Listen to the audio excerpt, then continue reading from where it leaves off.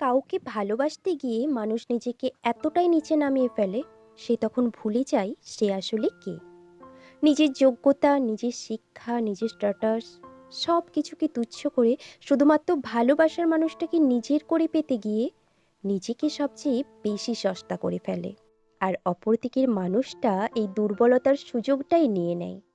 সব থেকে নিম্নমানের অহংকারে নিজেকে ডুবিয়ে সে তখন এমন একটা ভাব দেখায়, এই পৃথিবীতে তার বিকল্প আর কিছুই হতে পারে না। আপনাকে বলছি, ভালোবাসা ভিক্ষার জিনিস না যে দুহাত পেতে চেয়ে তার পায়ের কাছে বসে পড়বেন। ভালোবাসা মানে ইম্পর্টেন্স, যেখানে আপনি গুরুত্ব পাবেন না, তার ভালোবাসা পাওয়ার জন্য তার পায়ের কাছে বসে নিজেকে অবহেলার পাত্রও করে তুলবেন না। বরং উঠে দাঁড়ান, নিজেকে বোঝান, ভালোবাসা হলো ভালো থাকার একটা ঘর।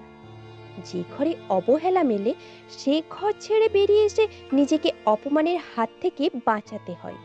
কারণ আত্মসম্মান সবার আগে।